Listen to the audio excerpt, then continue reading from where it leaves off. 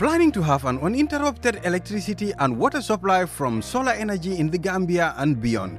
Worry no more, because Solar Enterprise will provide you with the solutions at reasonable cost. We have experienced personnel who can install and advise you about your electricity and water supply with a warranty period. We have good quality solar products from North America and Europe. We provide services and sell products to individuals, organizations, institutions, private offices, communities, and government. These products are solar panels, batteries, charge controllers, inverters, water pump, water heaters, freezers, submersible pumps, and general solar accessories. Visit our stores at 48 Karaba Avenue and Brusubi Highway, or you can call us on 7657 479 980 8483 340 9400 or 635 9906. Are you thinking of owning your dream homes? EJ Investment is here for you. Secure our quality bungalows with 2, 3, or 4 bedrooms, or our story buildings 3 or 4 to 5 bedrooms at very affordable prices with flexible payment plans at our Sanyang Seaview Estate, where you can enjoy the cool breeze with modern infrastructure such as tar roads, covered drainage system, modern electrification with street lights, gated entrance with security posts, and social amenities such as gas station, shopping mall, medical clinic, park, schools, children daycare, and a lot more. Our dedicated team of professionals will keep the estate clean at all times, provide security and patrol team within the estate premises, install latest technologies such as CCTV, Wi-Fi, home network installation, solar panel, and power backup system. Also, check out for our additional home facilities and interior design service such as premium tiling, wall plaster, home landscape, fingerprint home lock, and a lot more. Visit our office at Senegambia Kololi Highway and get a free site visit tour, or contact us on 4464838. WhatsApp us on 3259220. Or you can visit our Facebook page or Instagram on EJ Investments. EJ Investments, we are first in properties.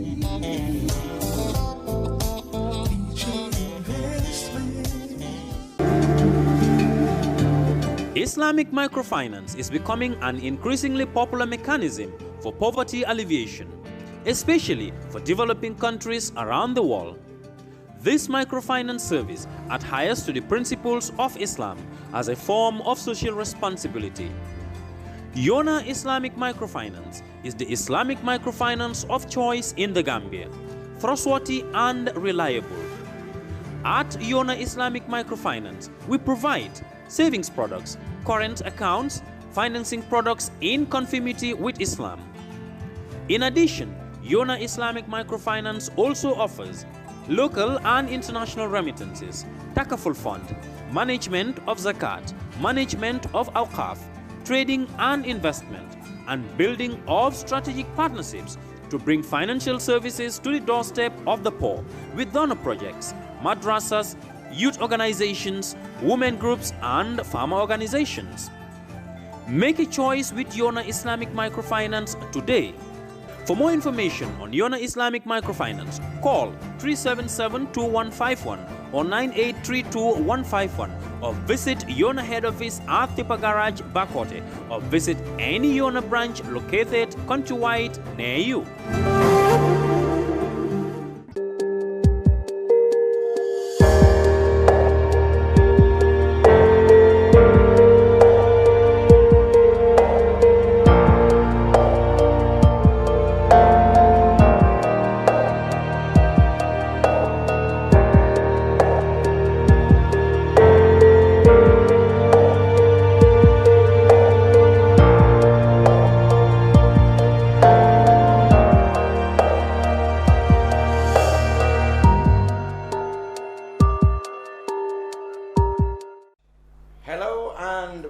To the brunch on Kerr Fatou Live. I'm Lamin Cham, and wherever you are watching, welcome. This week we will talk, of course, politics. We are in the midst of political campaigns leading up to December 4 elections. That will be at the tail end of the program. But we're going to start with matters of human rights because only this week there's been an international conference of human rights lawyers, activists from all over the world, among them prominent figures indeed, who converged in Banjul to discuss they call it from truth to justice. They've been discussing the recommendations when they are out of the TRRC. How should they be implemented? Should it be ICC or Gambian court or African court or whatever? But then the experts and, of course, the media and all stakeholders were at the Sadauda Kayabajawara Conference Center to bring heads together as to what will follow after the work of the TRRC, which has unearthed atrocities committed against the Gambian people and even people from outside during the reign of former President Yahya Jammeh. A lot of it has been covered in the press, of course. But we are going to revisit this very important forum with two gentlemen who are themselves very well known when it comes to human rights issues, both domestically and internationally. So I am proud to introduce to you Salieu Taal. He is the president of the Gambia Bar Association. Salieu, welcome. Oh, thank you very much, Lamin. It's a pleasure to be here. And of course, by him is Reed Brody.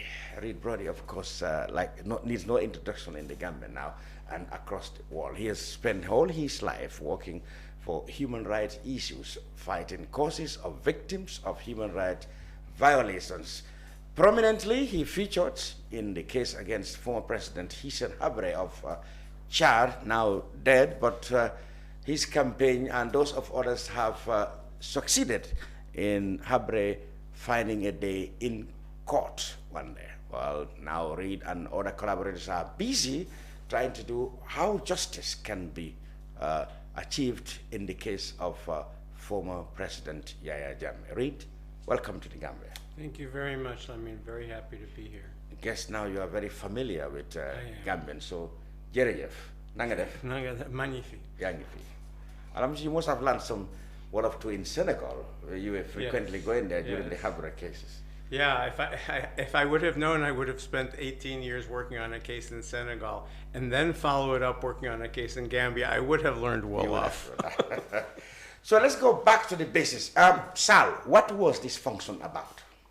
Well, just give you a little bit of context. Yes. Sort of about a year and a half or so, Reed and I had a conversation about the need to start thinking of what will happen after the TRRC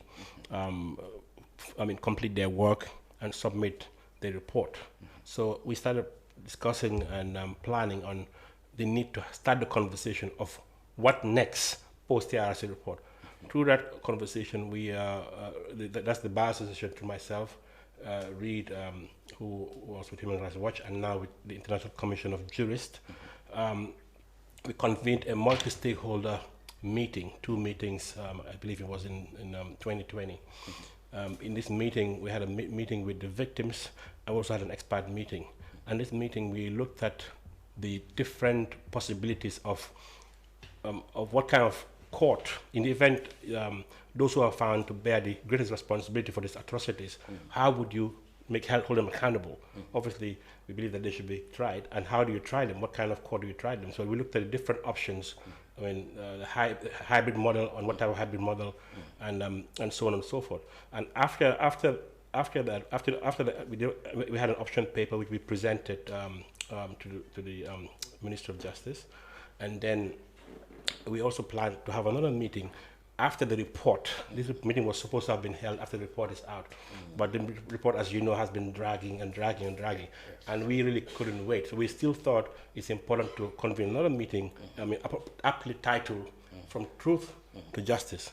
This is a truth-seeking commission that has truth, reparation, and now after you find the truth, and there's a recommendation, what do you do next with it? It's not just enough to find the truth.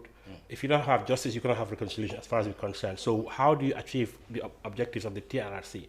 That is what informed this international meeting, where we were able to... You mentioned very important, because I was going to ask, The report isn't out yet, and you have this meeting. Yeah. And I mean, we have this meeting on the presumption that we believe that those who bear the great responsibility will be prosecuted, because that is in the mandate of the commission. It's in the TRC Act. We cannot tell who is going to be prosecuted. We leave that to the TRC. So based on that, we were able to get both local and international stakeholders. We were able to get, top-notch international, the best of the best, literally of the world. Some of them came via Zoom. Some of them came to the Gambia. We had Ambassador Stephen Rapp, who has immense experience in this. We had the president of, the Liberian Bar Association. Of course, we have Reed. We had the likes of, we had Gay Saw, who's a partner, Fatou and Nena Cham. We really had an Emmanuel Diouf. And also, different experts came in to look at the different, what next? How do you now achieve the goal of justice after you find the truth? And that was basically why we came together. And the importance of accountability. Why is it so important to make sure there's accountability? Because when we speak about never again, it's not just a tag or a byline or a slogan or a hashtag. There's meaning in never again. When you say never again, we're saying no to impunity. This must not happen again in the Gambia. And how do you do that? There are different ways. Of course, those who commit these crimes must be held accountable so that in the future, anybody who tries to do this crime will remember that this is what happened to you. Remember when Taylor was cuffed and taken to the ICC, and people will remember that. Now people, if you're in a position of power, whether you're a president, whether you are a security force, you know that in this world, there's no option for impunity. Whatever you do, however it takes. Blaise Compaoré is being tried today. So this is the world we live in, and Gambia is no exception. And we really have one of the best truth commissions in the world. And it's an example of how a truth commission should be.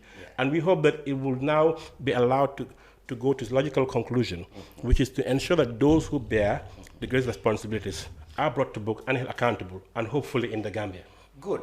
You mentioned all whole gallery of international human rights, people who have worked, have a lot of experience in war crimes all over, and of course the Gambian ones. The central message has been how it can be done, but everybody agreed that there has to be justice, not so read. Yes, I think the starting point, as Sal said, was, first of all, the incredible work of the TRRC. I think that Gambians should be really proud that in worldwide, the TRRC is seen as a model by international experts, by the press. Really, I think not since perhaps the landmark, the South African Truth Commission at the end of apartheid, has there been a commission that was so well conceived, thorough, and in particular transparent. You live here, that when important witnesses were presenting before the TRRC, the place stopped. People were listening on their radio, they were listening on the TV. And it heard not just from victims, which of course is very important, but it also heard from perpetrators. And you had a number of perpetrators who implicated the former president, Yahya Jammeh, directly, in the shooting of demonstrators, in the torture of political opponents. The perpetrators themselves said, Yahya Jammeh said, cut them up to pieces. Or he said, these, in relation to the 50+ West African migrants, the head of the junglers told, his squad, the order from the head of state is these people are mercenaries, they are all to be killed. So you had perpetrators from the inside describing, how these crimes were carried out. And I believe, I certainly, as an outsider, learned a lot about what happened. And I think that most Gambians, and the Gambians I speak to, were really profoundly affected by the depth of the criminality and the cruelty that took place here. And as you know, Gambia barometer poll showed that 73% of the Gambian people want to see justice. So I think we all start from the point that there needs to be justice. And then the question is, how do you do that? Exactly. And the Bar Association, which should really be commended, because they said, let's not wait until the report is out. This is a process been going on for 2 years. It takes a while to set up a court, in particular. It could cost money. It could require donor involvement. You don't want to, the victims have had to wait already. People who lost their loved ones, who came out of jail in the previous, have already waited 4 years. And they're going, even in the best of circumstances, to have to wait a couple of more years. Yes, absolutely. And for a victim, that's a pain to carry around. And so the idea is, let's get the ideas out there. Let's bring the experts together, the funders together. Let's see what can be afforded, and let's get ready to move so that this can be done effectively. Most people would say, like I said, people who either are reluctant to accept these things, that how can you come to the conclusion finding a court trial when you haven't even found out exactly what has been recommended? Even though Sal said that there is always going to be people who will be responsible. So we don't have to wait until we say it's Mr. X or B. We need to find a way to deal with it once it is out. These are right now. What we have done is we've done a lot of the heavy lifting, and we really brought the best of the best people who have, created the courts in Rwanda, Sierra Leone, Liberia, and draw from the experiences, and also learn from their mistakes. So the idea is to provide the options to the government. So when they get to that road to cross it, they would know this is how to do it. So we're saying that you need to start thinking about this, because there's a lot of downstream elements that you need to think of. Beforehand. If we had not done this today, maybe it would have taken a year and a half to get to where we are. And these victims have been waiting for over 22 years or more. So we thought it's very important that at least we play our part in making it easier for all the stakeholders to come, bearing in mind the importance of the victims. The victims are in the center of it. Most people who speak about this, they don't know the pain of the victims. Just because you have not been a direct victim doesn't mean that you shouldn't have empathy. So it's very important that even having a trial and even convicted the idea does not mean it's the end for the victims. Some of these scars, they live with it forever. So I think it is expected that Gambia as a country, after the report comes out, will take the right steps to establish. This is my next question. How was the government's participation in this forum we're talking about? I have not had, or maybe reporters missed that. Government officials, were they there, and what did they have to say? Well, in this particular meeting, the government was not present in this meeting. Was not invited? Or no, they were invited. But they didn't come? No, the reason is the Attorney General was out of the country and basically came at the 11th hour. So there was sort of a miscommunication. But before this meeting, the previous meetings we had, in fact, the first meeting we had, the outgoing Attorney General Abubakar Tambido and the incoming and the incoming Dara Jallow were present. So we've really been working very closely with the current Attorney General and his team all the way through, because they are a major stakeholder. They are the ones who. I can remember him saying that. Talking about hybrid court. Exactly. Yes, I think and it was very committed. And prior to this meeting, prior to our first meeting, we had gone and did consultations. We consulted the AG, we consulted the Chief Justice, and other actors. So, really, for all intents and purposes, we have had really good collaborations with the executive, for sure, through the Attorney General.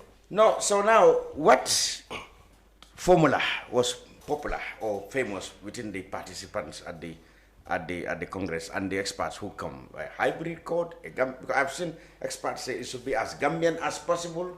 Others are saying if the Gambia lacks political will, then maybe ICC, could come in, etc.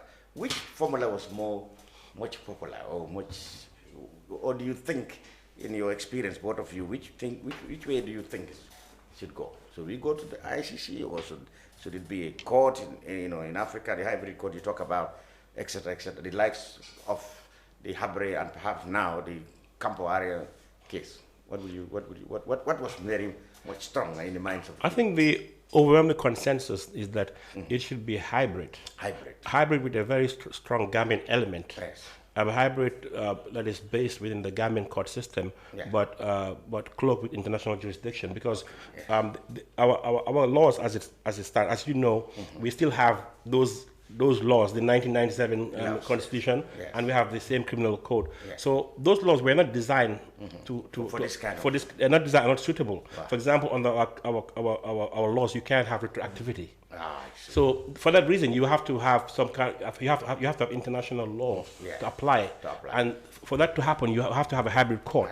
So definitely, hybrid is the way to go. Because the crimes are crimes against humanity are international crimes. Yes, international crimes. So there's international jurisdiction. Yeah. So we have to create that, and one of the ways of creating that is to have a Gambian hybrid court that, let's say, would sign a treaty with either ECOWAS or the AU. Okay. In case of the citizen hybrid, it was a treaty with AU. But in this case, we think the best course of action is to have a treaty with ECOWAS, because there are, as you know, in the migrant case, 6 different nationalities were actually killed. And of course, Gambia is an ECOWAS member state, so it's very, very close to home. So ECOWAS would be right, and ECOWAS-backed hybrid court in the Gambia would be most suited for this, I believe. You think are people of the opinion that the court will be based in the Gambia or outside? Because there have been apprehensions in the past that, you probably cannot have this court in the Gambia because of the fact that it can be politicized, polarized, can bring insecurity and stuff like that. I think the beauty of a hybrid court is, for example, you can have a hybrid court in the Gambia. Let's assume the other perpetrators, i.e. junglers, for example, can be tried in the Gambia. And in the case of the big fish, he can always be, if the security situation is such that it's not suitable for him to be tried here, he can be tried somewhere else, just like the Salieu court. Charles Taylor was tried at The Hague, and it was under the ambit of the hybrid allows you that flexibility. I see. But at times the dynamics are changing in the Gambia, so it may well be that trying Gambia may not be a security risk. The dynamics are changing, as you can see. How convinced that it is possible? The dynamics have not changed so much. No, when I say the dynamics are changing, is that you've seen how the APRC has been split. You now want to say those who are very much vociferous opposition to all this process are now no longer sympathizing. Some of them are even calling for him to be tried. So the dynamic is very fluid. So let's see how it plays out. If at the time we'll cross the bridge. We'll cross the bridge when we get there. But if it is better to try him here, if it is the best, because it's best for people to see the perpetrator alive in their country. If it is possible without any security risk, it is better. But if at the time those who understand the security elements would make an informed decision as to whether or not it should happen. But if it cannot happen in Gambia, it can always happen somewhere else, for sure. You made a valid point there, because for the first time we've seen that, people were suspected the government was not willing, doesn't have the political will, but now for political reasons, they're calling for him. So it makes your job even easier. For a different reason, but then now, you now have a convergence for different reasons. You have always been interested in justice. Yes. There we are not, but politically now, and now the thing is, we're demanding political will. The government of the day, whether it's going to be the current government or whichever government, we will demand political will. They must. This issue of the TRC transcends partisan politics. This is about the soul of the country. Whoever comes in power, the least you can do for the Gambian people is to ensure that you implement the recommendation. Of course, it doesn't mean that every recommendation would be implemented, because of course you're going to have a special prosecutor who look at the evidence independently again and ascertain what is possible or what's not possible. So it's very important to manage expectations. It's not it's not necessarily the case that the report will be accepted wholesale. That's not what we're saying. When the time comes, not all what is alleged will be proven. No, not also maybe the evidence will not be there to have a case. Because due processing is important. Even Jame denied us due process, but we're giving due process. Exactly. Yes. Really, you've always been worried and been checking that whether there will be political, which you don't want to mingle in political affairs in the Gambia. Not But, at you, all, but you have always been worried that whether there would be political will or any government that comes, I mean, and the victims have even echoing the voice of the victims, that any government that comes must show commitment to finding, seeking justice. Are you now a little bit encouraged that, you know, there is now, you know, a lot of understanding about the issues, or people are now getting to agree that indeed there had been atrocities in the Gambia? Yeah, I mean, obviously I do not want to wade into your politics, particularly on the eve of elections.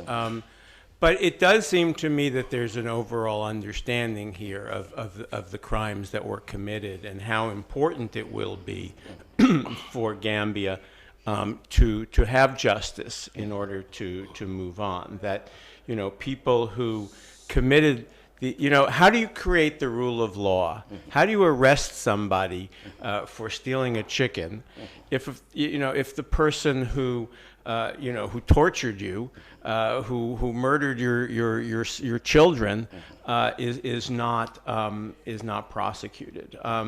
You know, and how is it at our forum, Sarah Endow from Anaked, you know, it was very eloquent. She said, look, I mean, for a victim who has to carry around the burden of what happened to them, to see, you know, the person who visited that crime, that suffering on their family, walking around, in some cases even in the security services still, is not, it's a toxic way to try to create a new society. That's interesting. So let me ask, you have worked all over, you know, in many organizations. Now, International Jurist, is it? International Commission of Jurists, Commission of yes. Jurists now. If you look at the Gambian situation compared to the work you have done on the Habre, maybe you are remotely connected to the Kampoare case. People here would often say, well, you know, we are not as bad as Ghana was, or, you know, Habre was, so we probably should have found a way to solve this thing without getting. How do you compare? I know human rights violation is human rights violation, but how much is the job going to be like as compared to the ones I have mentioned? You know, as you say, every situation is different. Yes. I think we have to be honest. I mean, the kinds of crimes that were committed here, as serious as they were, they don't rise to the level of what happened in Rwanda. Mm-hmm. They don't rise to the 40,000 killings under Hissan Habre. Mm-hmm. You know, there are many situations in the world that unfortunately for this world, are worse. Mm-hmm. But I don't think that's really that relevant. I mean, we saw, mm-hmm. we know, you know, that you had this, you know, HIV program, mm-hmm. in which people were forced to give up their medicines and put themselves in Yahya Jammeh's hands, and that many people died. We know about the witch hunts, that up to 1,000 people just arbitrarily detained for presuming they were witches. We heard very eloquently from people like Tufa Jallow, as well as some protected witnesses about Yahya Jammeh's direct participation in abuse.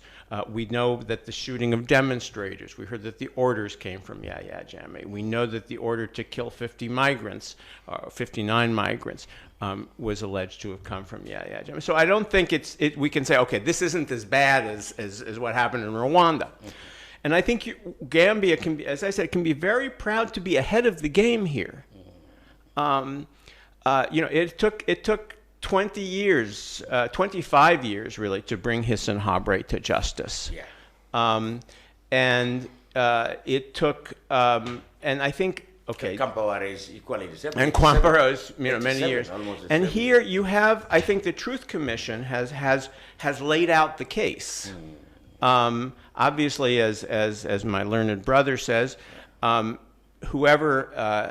any prosecutor will have to review the evidence. I mean, even if the Truth Commission says, even if the TRC says, we believe these 16 people should be prosecuted, it doesn't mean that the state prosecutor, the special court prosecutor is going to prosecute. That person then has to look again at those 16 people and see whether there's, and then of course, they get a fair trial. I mean, we never heard Yahya Jammeh's side of the story, and I think one of the most important elements of fair justice is to make a distinction. So you didn't give us Pinochet, right? I mean, one of the first cases I worked on was the former dictator of Chile, Augusto Pinochet, right? I mean, this is a man who had secret tribunals that sent people to their death.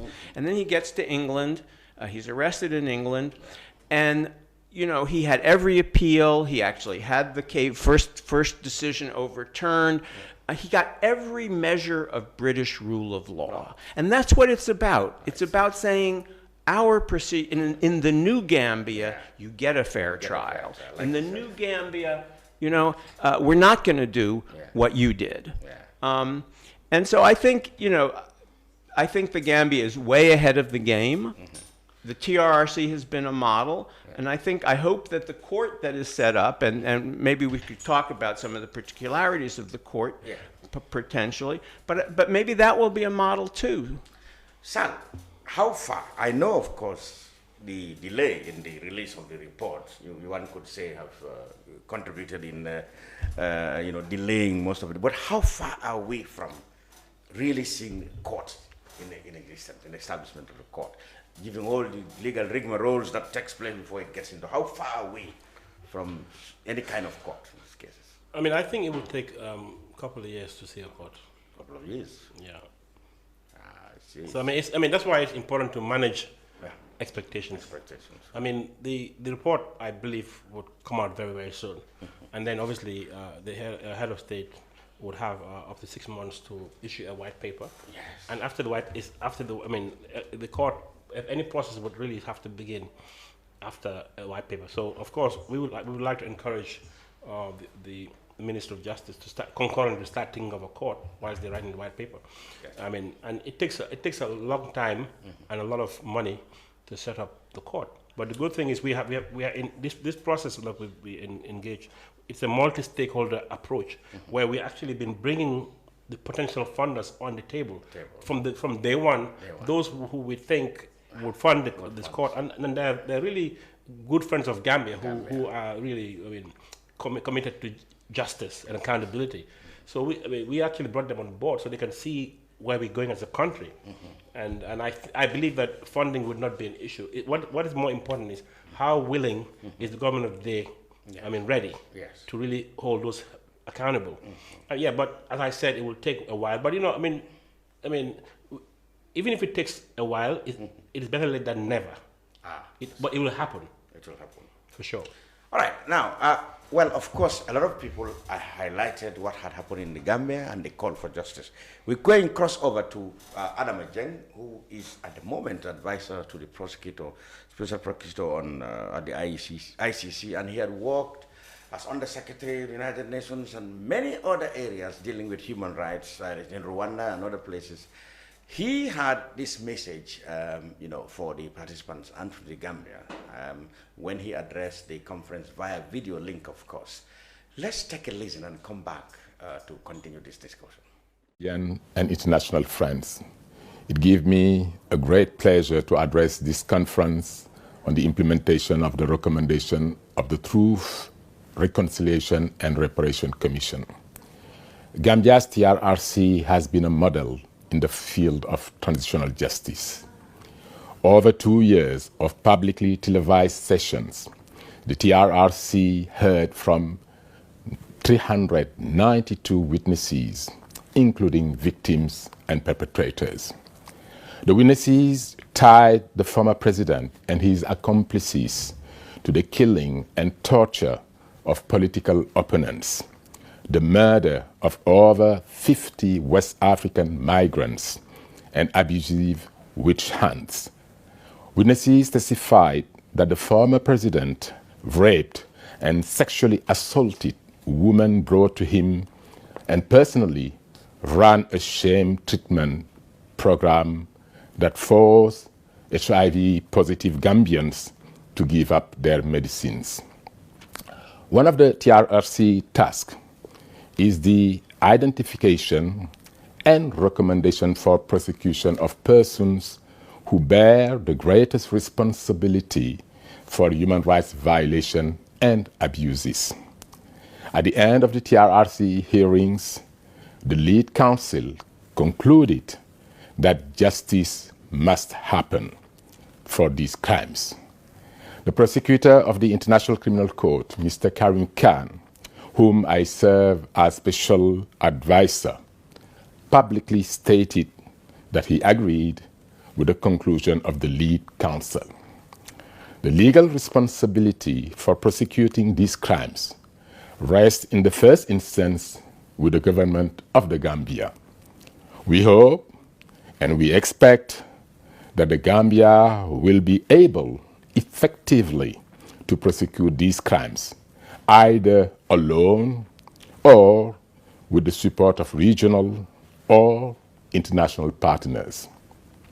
If the Gambia is unwilling or unable to prosecute these serious crimes, however, the International Criminal Court, in conformity with the principle of complementarity, may do its part in investigating and prosecuting those most responsible. It is also possible that many of these crimes, in particular the murder of West African migrants from Ghana, Nigeria, and elsewhere, could be prosecuted by other states under principles such as universal jurisdiction. Let us be clear, however, whether it is in the Gambia, in another African country, before a special court, or at the ICC, justice must happen, and justice will happen. Impunity is not an option. I thank you. Wow, Adama Jeng there, very powerful message. Adama Jeng, of course, like you said, is the advisor now to the prosecutor of the ICC, and he had worked in the Rwanda and many other organizations dealing with human rights violations issues. Senegalese national, I believe, yes, quite respected under Secretary of the United Nations. His message is so powerful. I mean, he is, affirming that there's no two ways about it. You know, either it is this way or this way. There is a need for justice, and it's going to harm. But particularly, he said, the onus, that is the fundamental initiative, has to come from the Gambia government first. But even if they failed, or they are unwilling, or not willing, or unable to, then of course the international community can come in under the universal. Yes. This thing he said, the nations that were affected one way or the other can take up the cases among themselves. Now, do you have a feeling, Sal, let me ask you, that after this message, there is no room now for impunity, as he said? And do you think this message will sync with the authorities that are coming, or that are, should whatever this election governor, the authorities who will come into office, you think this message will sync with them? I mean, even before this message, I think ordinarily we anticipate and expect that the government of the day will ensure that those who bear the greatest responsibility are prosecuted. Now, this message just reinforces the commitment of the international community. This is beyond Gambia. I mean, if Gambia does not do what it's supposed to do, there are other ways it can be done. But it's better if Gambia does it. And apart from Adam Ajang's statement, there is a bipartisan resolution, Senate resolution, on the Gambia. And in that resolution, the United States government, United States Senate has praised the work of the TRRC and said that they expect that there'll be justice, accountability, and reconciliation. So I think, I believe that there's a lot of support and goodwill and legitimate expectation that the government of the Gambia, whichever government it may be, will ensure that there's accountability after the TRRC. Let's go back to Jeng's message. He is very categorically clear that there's no room for impunity. What do you understand from that? You know, you can't, I mean, first of all, under international law, I mean, you can't, if somebody tortures, somebody kills like that, the government is obliged to do something. Absolutely. Now, that doesn't mean, I think we just have to look around the world to understand that's not always what happens. Yes. That a lot of people get away with a lot of bad things. I think it's a few things are important. One is he talked about the migrant case, and the migrant case actually dovetails with a lot of what we're discussing. Exactly. Because we've been talking, as Sal mentioned, about the possibility of a court with ECOWAS. Yeah. And you have citizens of 7 ECOWAS countries who were killed in that incident. You also, I think we have to remember that at the end of the day, Yahya Jammeh is in Equatorial Guinea. Yes. And we know that the president of Equatorial Guinea has said he's going to protect Yahya Jammeh. We saw them dancing together a couple of years ago on New Year's Eve. To be fair with Obiang, he said he offered offered asylum to help the situation so here. that he can prevent bloodshed. And of course, he's talked about the need to protect heads of state so that they will be willing to give up power. That's so that exactly they will what fear he said. That they will be prosecutors. But, you know, the feeling is that if you have Ghana, and I met with President Akufo-Addo a couple of years ago. Yeah. He was foreign minister at the time of the crisis, yeah. of this happened. He said, 44 of my citizens were killed. This is not something I can ignore.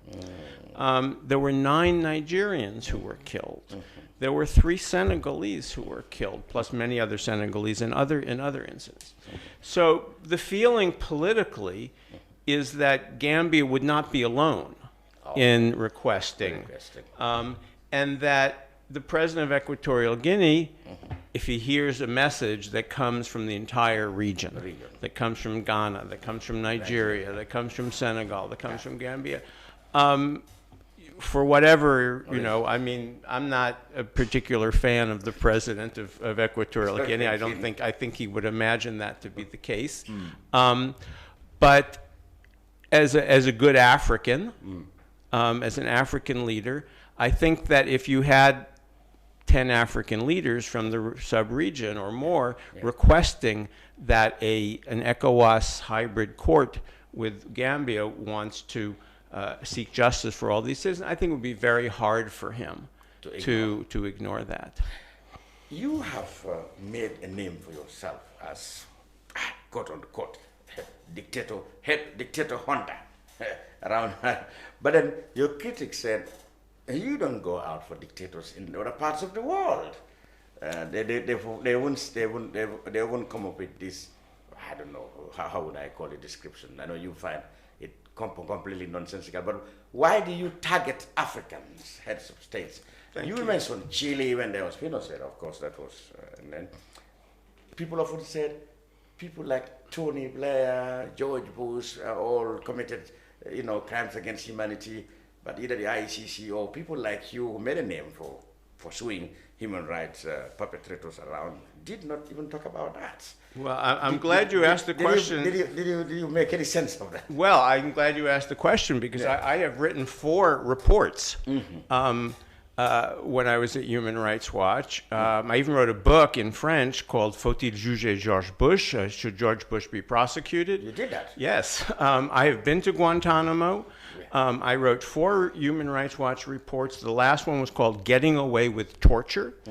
And it has pictures of George Bush, Dick Cheney, Donald Rumsfeld, and George Tenet. I was part of a case filed in Germany to try, on the same principle of universal jurisdiction, to try to get U.S. officials prosecuted or investigated for the crimes committed in Guantanamo, in Abu Ghraib, in the archipelago of secret prisons in which Muslims were detained around the world. So I understand that there is a double standard in the world. There is no doubt that it is easier to bring to justice Yahya Jammeh and Hisn Habre, although even that's not easy, I understand that and it's a fair critique of the human rights situation. It's not a fair critique of me or of my work, because I have been consistent. I have, I have testified. I was called as a witness in a case in Spain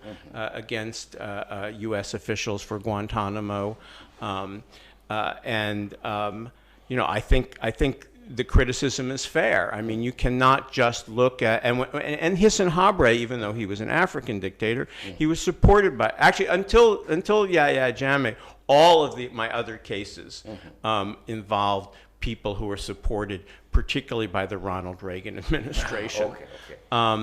And I always use those cases to talk about U.S.'s support for Hisn Habre, U.S. support for Pinochet, U.S. support for Duvalier in Haiti, U.S. support for the Guatemalan generals. I think as an American, it's my obligation and to do so. Interesting. So I brought this up because No, it's a great question. I'm glad you asked it. So Sal, what next now for the cooperation and collaboration with the GBA and your local collaborators as far as this case is concerned? Especially if the report comes out. You say it will take 6 months or so at the president's discretion for us to know what is there. Is there any other way of people knowing it? No, I don't say it's a discretion. I think the act is law. He must write a white paper within the prescribed time. That is 6 months. But he could do it. He could do it earlier. Within. He could do it in 1 month. I say he could do So, but also the TR. There's nothing stopping the TRRC from publishing. From disclosing. Yes. But within how? That's what I want to know, because if the government say, okay, we have 6 months before we can do anything. Does anybody else have the powers to say what is there, to reveal what is there? No, we really expect, in the interest of fair play and transparency, that the government would practice that the TRC will actually publish a summary of the recommendations, and then also the government would expeditiously ensure that at least the recommendations are published and the white paper can come later. Now, I think time is of the essence, and there's no need to delay this by an extra day. So really, I hope that you of course, for us, the Gambia Bar Association and civil society, we will really converge. We'll come back. When the report is out, we have also a coalition. We will actually come back and really put as much pressure as possible and demand that the government does what they're supposed to do. This for us, Gambian, it's not about politics. It's not about partisan politics. This transcends politics. Jolas, Poles, Wolofs, everyone has been affected, Muslim, Christian. This cuts across. This is about the soul of our country that we've lost, and we have to regain that. It's very important. So we believe that whoever is president after the election should give this topmost priority. It is and we will, as civil society, we will not relent in ensuring that happens. What was the participation of the victims? Because I got they were there, and I had some interviews. The victims are the center of it, at the heart of it. Not only they were there, they participated. In fact, the whole essence of having a hybrid court is that the normal adversarial court, there's no place for a victim. The hybrid court, victim is part of the process. They're part of the process. How the victim feel, how they think, what they have to say is very important. And that you cannot achieve in a normal court, because in a normal court, a victim is just a mere witness. So we believe that it must be victim-centric. It's very important that in everything we do is to bring along the victims, because really the victims are in the center of it all. So really, we had participation from the different victim groups. And to hear their insights and their perspectives. And every time you deal with the victims, you learn something new. They give you a perspective that you cannot possibly know unless you are a victim. That's why it's very important, whenever you have a platform, to let the victims speak for themselves, because he who knows it feels it better. That's why everything we do, we try as much as possible at all times to make sure that the victims speak for themselves. It's very, very important. We must always put victim in the front of everything you do. Yes, right. Finally, for you, I understand, well, I not reveal your travel arrangements. I understand you would be leaving very soon. Finally, what impressions do you come out of this? And are you hopeful that all the struggles you've been doing to see, the campaign you've done to raise awareness, helping the victims, how far and how hopeful are you that very soon we will have something moving towards achieving justice for these victims? I'm very hopeful. I have to say the ingredients are there. We know the truth from the Truth Commission, the TRRC. As Sal was saying, there are some very powerful victims organizations, and I think the key, I have to say, even from a strategic point of view, having the victims and knowing their stories, that's what gets people. It's not like Reed Brody, a dictator hunter from New York, who's going to say, oh, well, we should prosecute him because some guy from Brooklyn. No, it's because Baba Haidara has been fighting since his father was killed. It's because Aisha Jammeh has been fighting since her father was killed.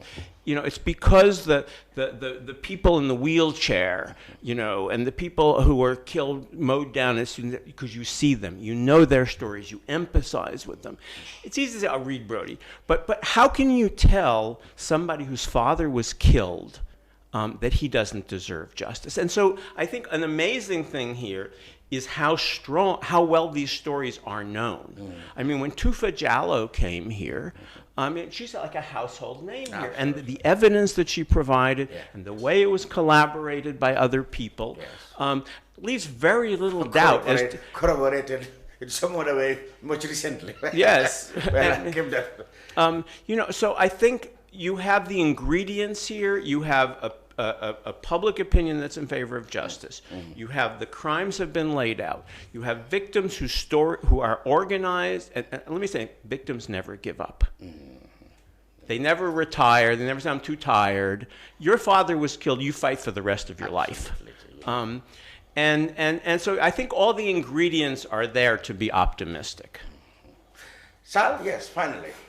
What impressions do you come back from that forum, the International Forum from Truth to Justice, we call it? My impression is that, first of all, the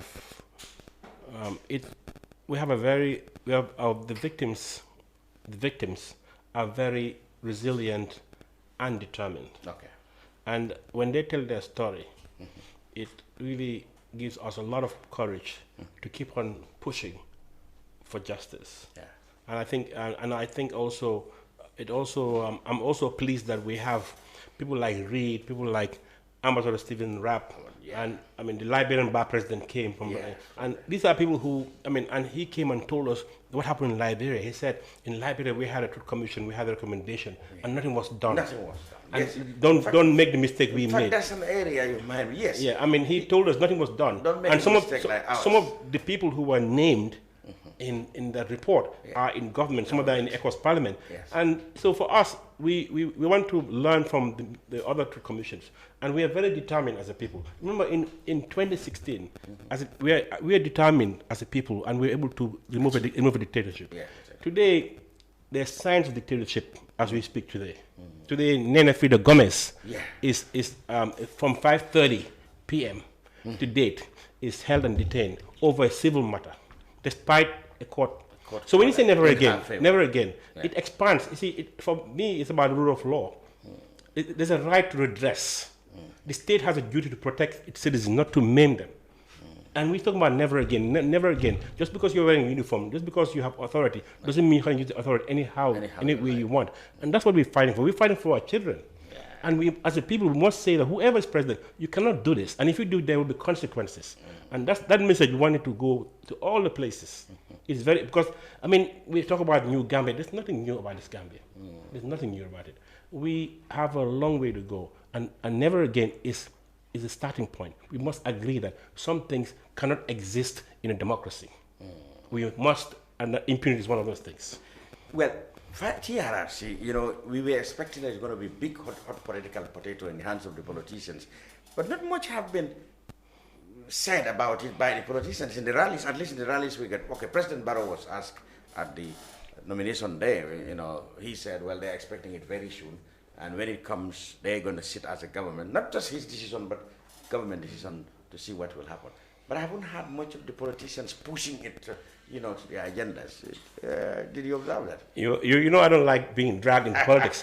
But I mean, honestly, I really expected a lot more from our politicians. I think this is what I expected all the political parties to take a very strong position on this issue. Okay. Because this issue is not for politicking. This is about national interest. And I expect not only do politicians see it, but they must express their willingness to. But I think I heard one or two parties say that they will implement it. Well, even President Barrow said they. Yeah, but I'm sorry, but President Barrow has been talking about reconciliation. That worried people. Right? And this is great. We want that. Yeah. But that doesn't exclude justice. We want reconciliation. It's one of the when you want reconciliation, one reparation, but that doesn't exclude justice. Nah. You can have reconciliation, but justice must be the rock of it all. Without justice, you're going to have true reconciliation, and that's the message we want to send. Good. Yes, Salieu Taal, the president of the Gambia Bar Association, and Brody, international expert, of course, in human rights work, who now works for the International Commission for Juries. He's well known all over the world for his work, and he's been involved in the Gambian victims case. Thank you very much, gentlemen, for coming to the brunch. Until we meet again. Thank you. Goodbye and say But you didn't give us any brunch. Oh, well, you came late. Thank you very much. It's a pleasure. Thank you very much. Thank you very much. All right, the brunch will be back next week, of course, with the elections coming nearer. Of course, you can expect that will be a hot political debate. Thank you. Bye-bye for now.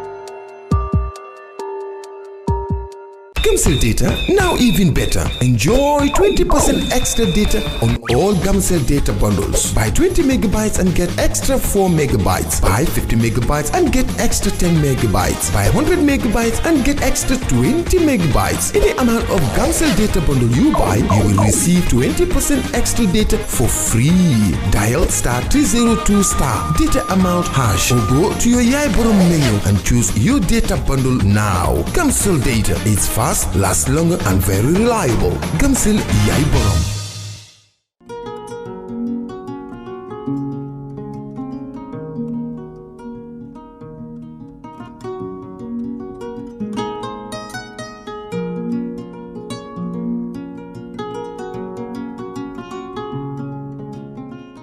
For all your pastry, bakery and quality food, CK Restaurant is the only place to be. We do catering for birthdays, weddings and all related services. We have all kinds of local foods, American, European and even beyond.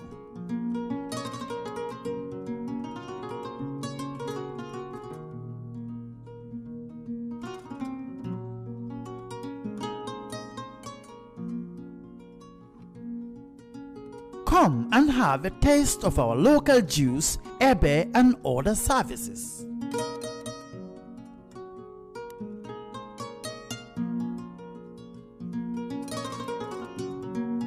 At CK Restaurant, customer satisfaction is our priority. Planning to have an uninterrupted electricity and water supply from solar energy in the Gambia and beyond? Worry no more. Because Solar Enterprise will provide you with the solutions at reasonable cost. We have experienced personnel who can install and advise you about your electricity and water supply with a warranty period. We have good quality solar products from North America and Europe. We provide services and sell products to individuals, organizations, institutions, private offices, communities, and government. These products are solar panels, batteries, charge controllers, inverters, water pump, water heaters, freezers, submersible pumps and